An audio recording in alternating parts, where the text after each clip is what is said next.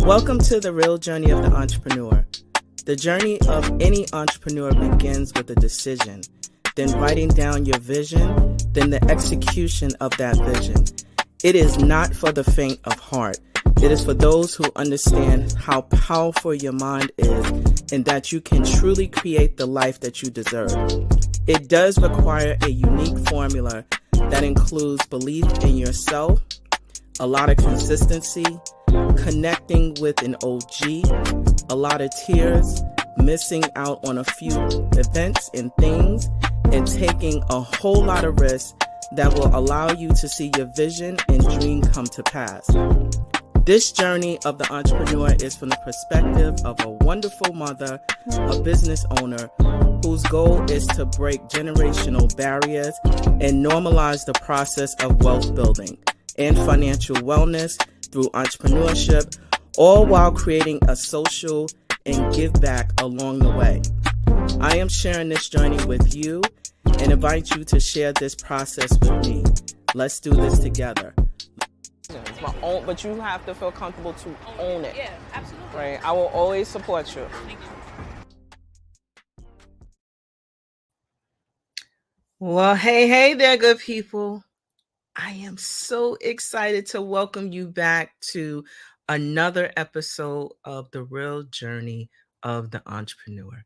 My name is Anita Pierce, and I am the founder and CEO of 11375. We are so excited that we have the opportunity to inspire other organizations to realize their full potential through our coaching and also training services. We also specialize in providing strategies in the government contracting arena. It is our mission to be the one-stop shop for small business resources. So, welcome to the journey. We are transitioning into a new year, and I am really excited to interview one of my colleagues who we just recently participated in a program, Business Accelerated, that is sure to have us really propel our businesses going forward. But I am excited because I am interviewing one of the top PR consultants in New York State, without a doubt, the guru.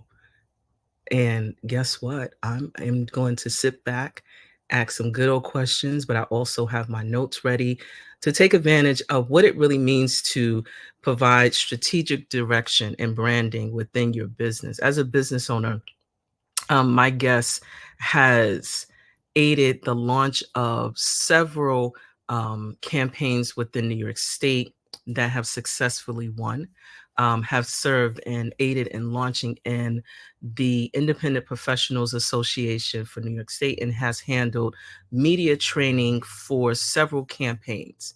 And when I tell you that I'm excited to introduce my next guest, who is the guru of public relations and CEO and founder of Alta PR Consulting, I don't even want to hold back anymore. Let's just bring on my guest. Hi, Yuridia. How are you? Hi, Anita. How are you? Thank you so much for having me on today. And guess what?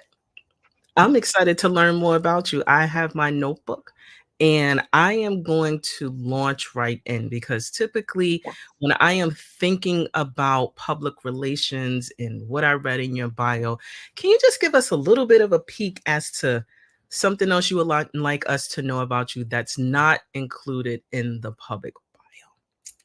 Sure. Well, Alta PR Consulting is a strategic communications firm, and we specialize in political campaigns as well as nonprofits and corporations in tech, education, real estate, cause marketing, criminal justice reform, etc. Just a little bit about myself. I've been doing this since about 2007. I really, started in the labor movement when it was booming back in the early 2000s. And I worked for the Principals Union, Anita, and it was very interesting working for the school principals of New York City under Bloomberg, et cetera. And then after that, I went over to 32BJ SEIU, which is like a huge labor union in New York State and across the country. And I worked for the Fight for 15. We were fighting for fast food workers to get a sustainable pay. So a lot of my communications work has been rooted in social justice and causes, and labor really gave me a window into that world. And I kind of fell in love with politics even more. I was always like kind of a political junkie. Um, and I ended up working at the city council for a very nice Democrat in Northeast Queens. And, my career just went on from there. And I always found myself, no matter where I was working, even when I was working with Bill Rudin, who's like a huge real estate mogul, at the end of the day, I was always talking to folks on the ground, the community, creating, just strategies for them to uplift their voices and their stories. I think that's just what I gravitate towards too. So yeah. Wow. Okay. Let's see where do I Overwhelming. no, it's actually not overwhelming because when I think about what you described, it's very connected from my perspective with social impact, community, telling the story from a community perspective. But when we think about public relations, what is it really and what is it not? Mm. Because is it just what? I mean, PR encompasses a lot of strategies. It's media interviews, it's podcasts, it's making news. I like to really say, you're making news when you're doing any kind of PR marketing, specifically more public relations. Thinking about like what's the unique story, what's your edge, what's your brand's edge, more specifically, what does your organization bring to the table that's different, or it could be an organization that brings a lot of the same of what other organizations do, but maybe you're doing it in an innovative way. So it really depends. But PR, and it's grown, and I was letting you know before, it's ever evolving. Like we went from very traditional, send out a press release and hope to God that a reporter looks at it and calls you back, to sending them a message on Twitter, or sending them a video about your client or about yourself. So pitching looks very different now, and just PR in general looks very different. It has its good. There's good reasons for that, and also there's bad and good that comes with that. I feel that not that I feel, I know that we have become sort of a society where news is just coming at us like maybe every 20 seconds. Don't quote me on that. I'm just Right, talking like about myself. right. So it's even harder to get the attention of reporters because they're getting so many storylines sent to them. So it's a lot more difficult nowadays and a lot more challenging, especially for nonprofits that do sort of that social good. You kind of have to wait for the right moment. We always call it, especially in digital communications, like that right social media moment, Mm, so that you can make news. I mean, if you're making news, someone will cover you, even if it's your hyper local newspaper. It may not be the New York Times, but the way you get to the New York Times, I believe, is really getting those smaller stories, building momentum, and then making news. And when I say making news, I mean, a report, putting out a report, having a press conference, an announcement, a collaboration, um, advocating for a new policy, or attacking a policy that's maybe not good for your company. So there's different ways of looking at it. wow. So you pretty much provided a very intentional way. Because even as a business owner, right, I have to think about, what it is that I have to elevate, or why am I doing it? You know, who am I targeting specifically? But you brought out something that is very new in terms of a strategy that business owners can consider when they're looking to effectively communicate their brand. So I heard you mention social media, doing things like press releases, but you also started to talk about, partnerships or collaborations. Could you elaborate on what that could look like potentially for small business owners if they're looking to get out brand information, goodness, or maybe not so good? Because sometimes things come out. Yeah, and a lot of folks are a little bit apprehensive in doing this kind of strategy because at the end of the day, they are your competitors, right? So, how much partnering do you want to do with competitors? But I'm very, I really believe in community and coalescing with the like-minded professionals and like-minded organizations. You're only going to get stronger by doing something in that sense. In my line of work, specifically with the nonprofits that I work with, they tend to be small but mighty nonprofits with a very limiting budget. So when it comes to what are we going to advocate for in the city council or even in the federal level, we like to bring together like-minded organizations to make a big splash because again, progress comes in numbers basically. So the more people that are making noise, the better. I mean, we did this is a big strategy that I think comes really from the labor movement. Labor, not really sure about today, but back like 10, 15 years ago, we would coalesce with all of the labor unions, even if we were all workers. I mean, the underlying thing here was that we were all workers fighting for, good wages, fair work protections, et cetera, no matter if you were a principal or a welder. So it was really something that they did a lot of when it came to making sure that those protections were safeguarded. So it's really important to have those coalitions built. We saw it a lot during the Black Lives Movement. We saw it a lot in criminal justice space right now, with bail reform, and we even see it in the other side of the coin with the conservative party as well. They're coalescing, they're building coalition to make news. So you just gave us some very specific examples about, partnerships. Now, how do you connect that in working with specifically nonprofit, your clients?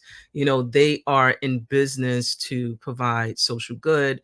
And how do you, you know, um, create stories behind, their local community impact in terms of, getting it out to the market and driving it that way? Yeah, I think it's very important to have validators, especially in the nonprofit space or even in the for-profit spaces. Your validators are going to tell the story for you. Mhm. Um, because a lot of the times, CEOs and C-suite executives cannot really, tell certain stories because they have obligations to certain stakeholders. They want to remain bipartisan. So a lot of the times we look to the community to tell the stories of impact. And how do we tap into those stories? You go out there. It's a very grassroots type of strategy. I like to always encourage my clients to have a story bank. Mm. Even if it's an after school program, give me 5 students that are alumni that because of this after school program they are now in college, trying to do something similar in the same subject area, right? Um, if it's criminal justice, what's your recidivism rates and how are you connecting those folks, whether it's through like an alumni network with other people that were formerly incarcerated as well. So there's different ways of doing that. Tapping into your networks, obviously, is always very, very important and useful and resourceful. But every organization, I don't want to limit this to just nonprofits. This is even like when it comes to personal branding. If you are a mommy influencer, like who are the other moms that you have influenced and have them tell the story of like how you've helped them. So it could really sort of be streamlined to any type of industry. Follow-up question. Sure. When you are thinking as a startup business, so we have a few years in business. For those who are starting up, at what phase should one consider, having someone or hiring someone on your team to help them to grow their business? What stage do you recommend? I mean, I would say at the very beginning. Mhm. Um, when it comes to marketing and PR, because if you think about it, and I was making a checklist when you mentioned this question to me. I thought of the first thing maybe it's because I'm a communications person. The first thing I worked on was my website. I luckily have, experience working on other organizations' websites, so it was still very time consuming, Mm, but it was still very helpful because I was able to have something up there. I like to call a website like kind of like the yellow pages mm, back in the day. I'm kind of outdating myself right now, but it's okay. It's just a place where your organization lives. You could easily tell someone like go to, altaconsulting.co, and they could find all of the information about you. They could see how they could connect with you, contact you, email you, case studies, however it is that you want to sort of form that website. So I would say at the very beginning, um, it would be, start with your finances, obviously, like just setting up your organization, whether it's an LLC or an S corp, and all that has to be in place. I think the financials really takes, priority, but marketing is a very close second, because if I can't find you, if you don't exist online, then do I really want to do business with you? mm. Very good segue. So we're talking about the as a part of public relations, as a part of marketing and branding, the website and the online presence. So I'm going to ask just a question.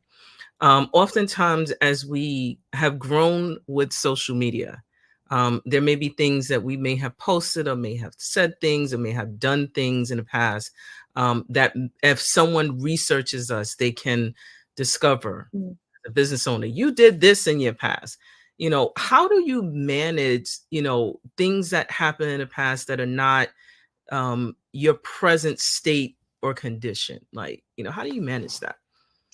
Yeah, and that's a great question. I mean, it's difficult, right? It's challenging. That's why we always have to be very hyper focused on what we post, Mhm, um, even as individuals mhm, navigating the world. You don't necessarily have to be a CEO, or a founder of a organization or a brand or a company. We see this a lot, obviously, with politics. People dig up during the opposition research phase of any campaign, dig up information, your past, talk to folks from your past that maybe didn't do so well with personally. I think there's always a way to pivot. And it's not really spinning, it's just really being genuine and being transparent and taking responsibility for what you've said. I think once you say, yes, I said that, I was wrong, or I did that, um, that wasn't okay, and this is how I'm, making amends, and doing better. I think that just nips it in the bud right away, instead of waiting for it to blow up, or you know what I mean? It's just your classic sort of crisis situation. Um, and this even happens while you're working on your business, or while you're sort of, climbing up the ladder. Professionally, things could come up. You could say something even at the moment, not even what you've said in the past, because I think people understand that, our society is evolving, and what was said even 10 or 5 years ago, it is not okay to say that today. right. Um, so, and cancel culture could be quite frightening, to be honest. Yeah. But, it's about accountability, and it's about, um, saying that, admitting to your wrongs, and moving on, and talking about the good things that you've done since then. Um, that is going to just make things a little bit easier for you, and publicly, So definitely. just another question related to that, because some of my colleagues, in terms of like working with young people, have had like Mm, some sort of criminal involvement. mm, I'm not saying that this is something that everyone has experienced. And when they have, how do you manage that? Because I did hear you mention that you worked and with those who happen to have injustice involved? How do you manage them improving their brand, whether it's personal or in business, if they choose to be in business for themselves? I always encourage them to tell their story. I think there's a lot of power behind your own story, and really taking the reins of that. So I always encourage them to be very transparent. Obviously, if they don't feel comfortable getting into the nitty gritty, they shouldn't, Mhm. but feeling comfortable in your own skin, and like just knowing that you are not the worst thing that you've ever done, that there is a place for, betterment, reforming yourself, your soul, getting more educated, and just doing better. And like what you did at 15, I mean, if you think about the exonerated five, right, and they were wrongfully convicted, Right. um, should not be, a, a way of like what's going to happen to you for your entire future. Obviously, there are consequences to everyone's actions, but that's where the rehabilitation portion of everything comes in, and really doing right, for yourself and for your family. But it's hard. It's really difficult. A lot of the times when I've worked with court involved youth, they know that they did that they messed up. Right. They know that they messed up, and they want to do better.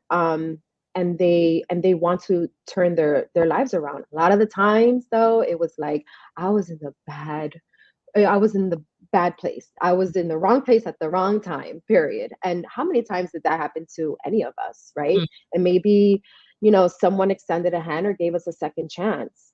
I know I was in a lot of places I should not have been when I was a teenager, and even as a young adult. So, sometimes things just happen. But back to your sort of question, I think just being transparent, is always going to work in your favor.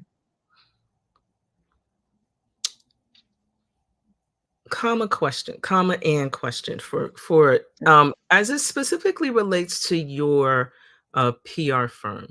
What sets your organization different? Like, why should we, consider focusing on, you know, your organization, looking you up and saying, yes, I want to do business and hire your services? Absolutely. I mean, there's a lot of public relations firms out there that are very successful and very good at what they do. I work with a host of them actually. But I think at Alta, what we do differently is that we listen. Mhm. We listen to our clients, and we work really as an extension of their already marketing and communications team. We don't come in there and like let them know what they're doing wrong, Right. at least not outright. We are a lot more collaborative, Mhm. when it comes to that. And, I like to say we bring purpose to prose, in the sense of, it's not just words on a social media, it's very intentional. It's very intentional writing, speaking to specific audiences, even if it's a general audience. I like to do an exercise where, we are thinking about who's your audience member, who's the person, where do they get their coffee, what do they wear, maybe, or like where did they go to school, or where do they work, or what are their interests, and then we go from there, in terms of how we're going to communicate to that specific audience. So I think what we do is very intentional, and again, just working as a complement to their leadership teams as well. I find myself a lot of the times that I'm very much baked into their everyday operation. I'm not just like a consultant that you call when there's a big crisis. I mean, I do that too. But, we have a working relationship where we really think about like strategy, and, how is this specific communications plan works into your actual like growth plan as an organization and your organizational goals. Like, we're not just here working on a silo to make your social media look cool. We're Right. here to, get you more visibility and credibility and thought leadership. And, maybe there's someone in that's not in leadership that we want to be in leadership because they have a strong story, or they're just very compelling. How do we media train that person to get them ready for prime time? So I am really curious because in your background and experience, you do provide media training. What does Yes. that look like? Is it, how do you get the jitters out? What does that look like from your experience? Yeah, absolutely. I think it's practice, practice, practice. We have an initial media training where it's media training 101, like Hmm. your do's and your don'ts. It's very top line. And then we get to the nitty gritty. What's the messages that we want to put out there? How do you talk to specific reporters? How do you pivot? How do you answer the question you want them to ask you? How do you sort of, again, pivot, not spin, pivot to answering a question that maybe you don't know the answer to at the moment. So it's a lot of, we record them. We literally have a camera in front of them and record them and make them look at it afterwards. Everyone hates seeing themselves on camera. Most people, let me not say everyone, but most people do. And, they're nervous about it. But as I always say, practice makes perfect. So if you know your elevator pitch, that's something else that we also work on sometimes. We'll have like a separate afternoon just talking about your elevator pitch, and how do we refine that to certain audiences, a funder versus a reporter. Hmm. So it could be very involved when it comes to media training, or it could be just like, let's do 5 rapid questions, and let's see how you do, and then so that you could be ready when they do ask you that question, at the time. Does that make sense? No, that makes a lot of sense because Yeah. I think about what do you say as a business owner? How do you present yourself? Which leads to my Mm. next question, which is communicating in authenticity. What does that's um I'm probably not the right person to ask this question because social media, like I see everything um prepared as perfection. Mm. It's very curated. You're Yeah. correct. So how do you, if you're looking to be, your authentic self, what advice could you offer, for those like myself, I'll say. Mm. I Yeah. mean, you come off as very authentic, Anita. I do not think you have an issue in that department at all. Oh, you're very straight up and authentic, and you just have like a host of knowledge, that I think you should always be, just speaking the good word of Anita like all the time. If I so, when it comes to authenticity, I think seeing what other organizations do, is helpful. Mm, I think right away you could see, whatever feeling you get when you see like their Instagram page or their LinkedIn page is basically the feeling anybody else is going to get in terms of like the initial impression you'll get from them. Um, I don't think there isn't anything wrong, with being very curated and having beautiful images and having amazing video. It mm, depends on the organization. It depends, are you a grassroots nonprofit? What kind of services are you bringing to the table? Is it something that's very, privacy driven, or is it something that's very, like a restaurant? So, like, obviously, if you're a restaurant, you can be very playful with it.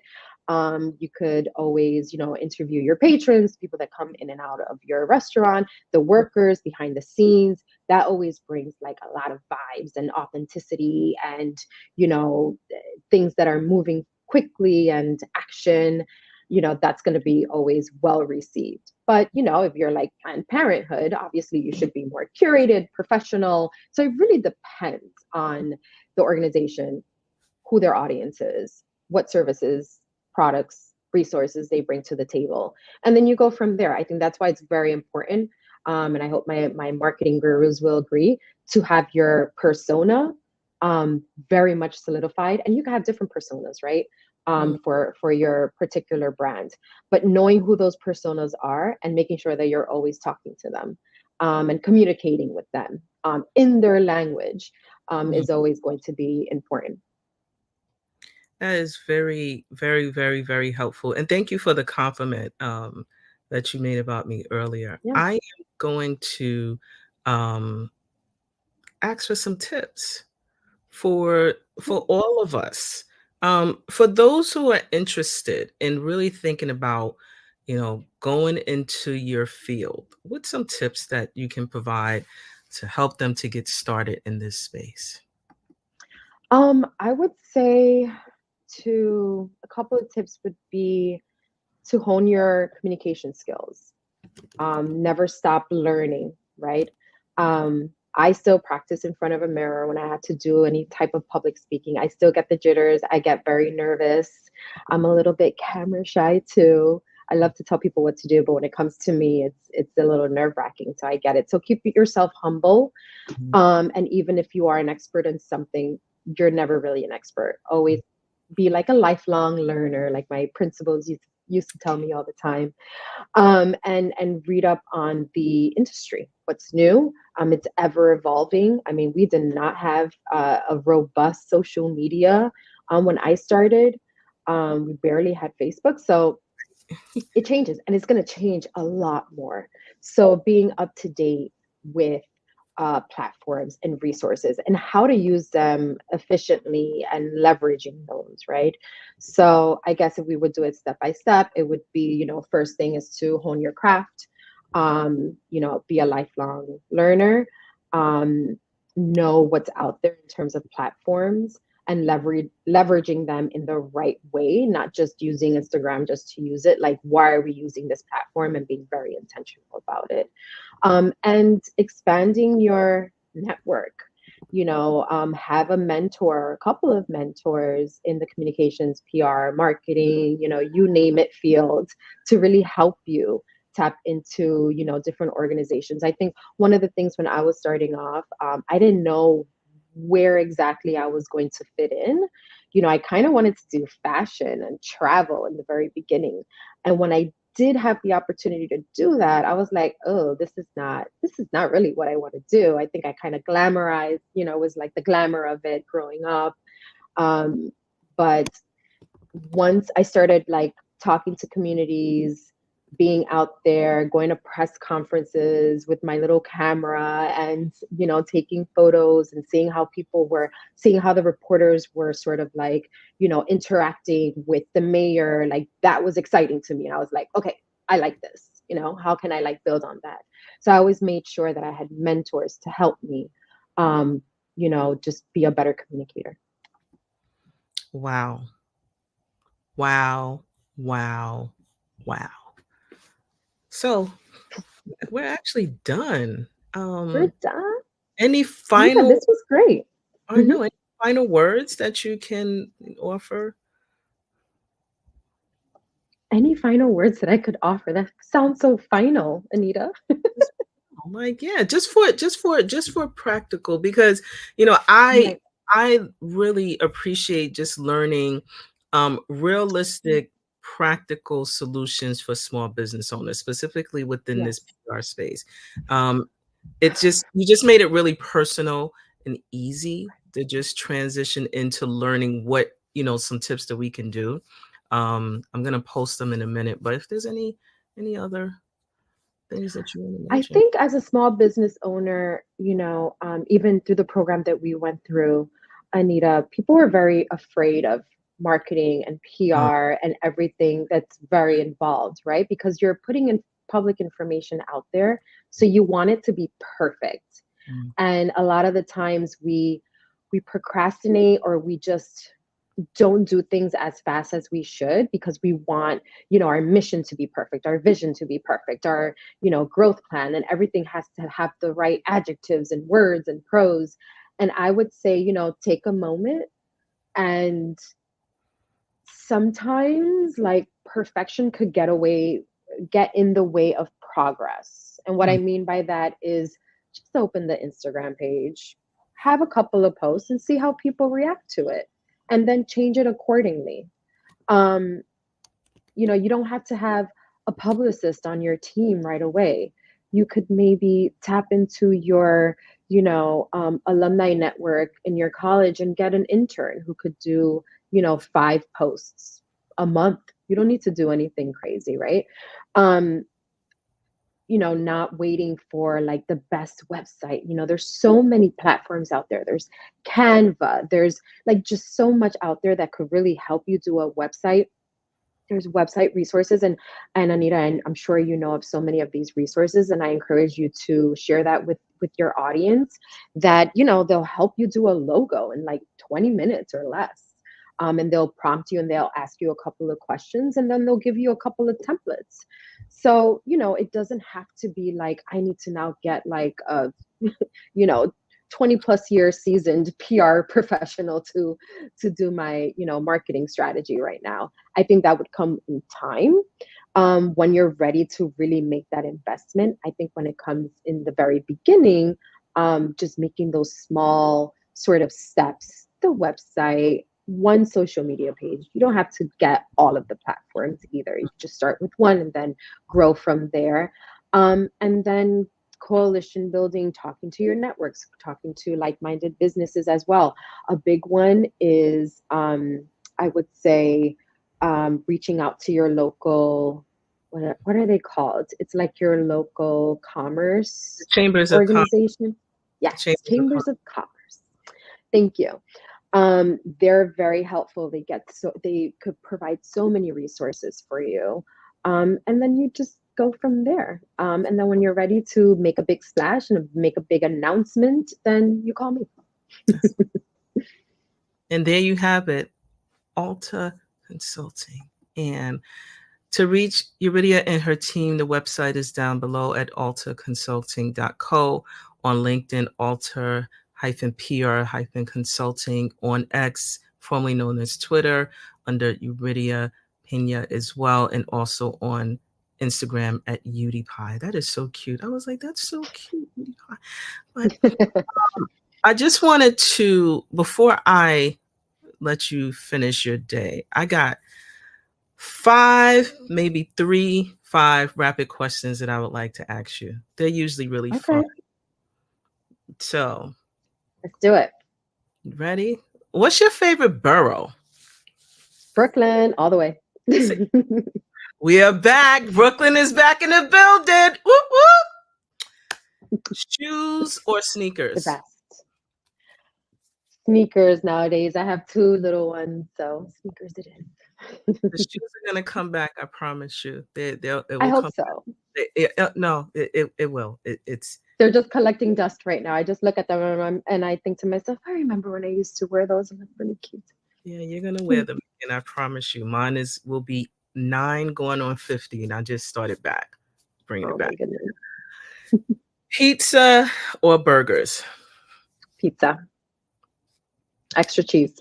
Extra cheese. In 3 years, where is Alta Consulting in creating social impact within this world? Wow, I hope that in 3 years, we're going to be working with even more organizations, nonprofits, and for-profits. I really want for-profits to really think intentionally about their philanthropy, about their advocacy, about their policymaking, because they have so much more funding and just resources. So I want that to happen for the for-profit side, as well, just to make a bigger impact. And there you have it. Thank you so much. Thank you so much. Thank you so Thank you, much. Anita. So much.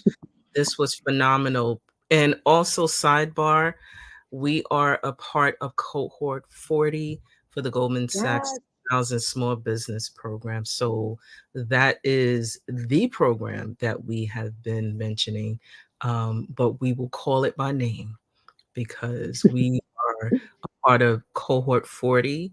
And please watch out for us because we're going to be making deep waves. I am sending you an abundance of virtual hugs and kisses. Thank you for joining the real journey of the entrepreneur. Please do not hesitate to come back again and again. Thank you, Anita. All right. Thank you.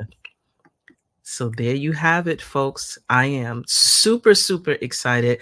Yuridia and I we spent almost 4 months together in the program, and I learned so much from her level of expertise. She is a guru in this space. So please, if you are looking for additional support and resource, please do not hesitate to reach out to Yuridia and her team. The website is altaconsulting.co. Also on LinkedIn, Alta PR Consulting, on X, formerly known as Twitter, Yuridia Pena, and also on Instagram, UdiPie. You definitely want to be sure to tap in. But as you know, I always like to, share the outcomes of my notes, because I think it's important for us to really think through what we were talking about. We were talking today about building your personal brand, and also really understanding what public relations really is overall, strategic communications. And Euridia's tips were really, really great, at least for me. Hope it was for you as well, specific to having a story bank, building relationships and coalition building, really important.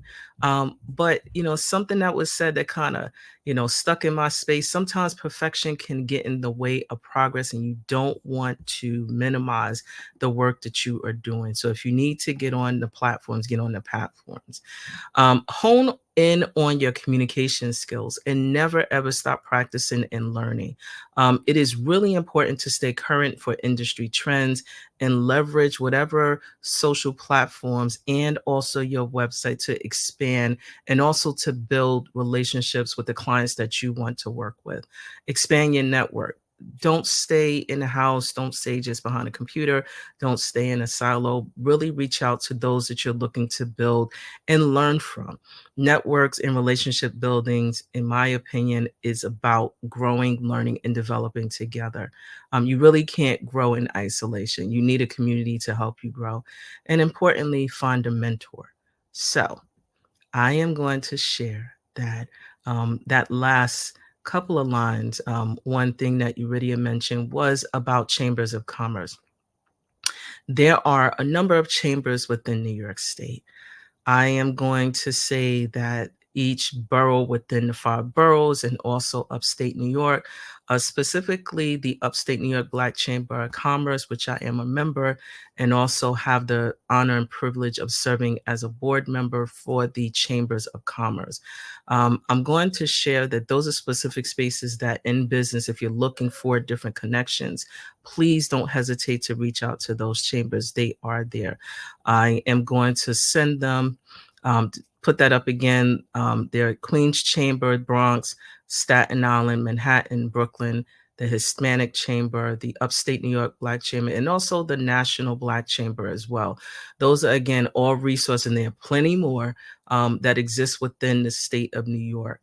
But the U.S. Black Chamber is one that's a national organization that you can tap into based out of Washington, D.C., and the Upstate New York Black Chamber of Commerce is based pretty much out of upstate New York. So please don't hesitate to reach out to us.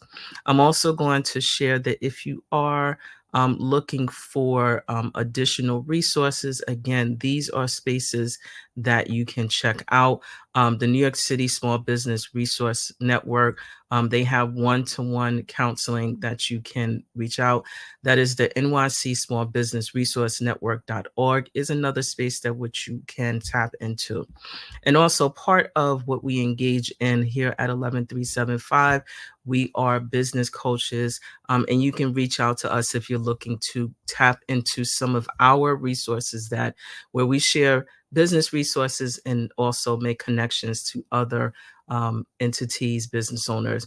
But more importantly, we are invested in helping to create successful businesses or partner with them in their journey to transform their business into social good. So we're really excited to learn more about you. Please do not hesitate to contact us at 11375.com, and you can like, share, and follow us all across the platforms, even on TikTok, although I'm not dancing. We are there, and we are at 11375. So On that note, I want to thank you all for taking time to join us here on another episode of The Real Journey of Entrepreneur. We're excited because we have a number of positive things that are happening going forward, and we want to make sure that you stay connected with us. So please do not hesitate to join, share, and follow us on 11375. We're excited to have you share with us in our new beginnings and our next level. Take good care. This week, I'm thinking about how dope it is to be in business for myself. Self-employment, business ownership, entrepreneurship, all that good stuff. And why I chose to be in that space. Actually, it wasn't my choice. It was something that I was forced into. But as I'm here in this space, I really think it's dope because I am creating things that I imagine, things that I write on a piece of paper, but it also helps to create, after the number of failures, a real boost of confidence that I have the ability to take something off of a piece of paper, take something that I typed in my phone, and then create it. Your mind is your biggest flex.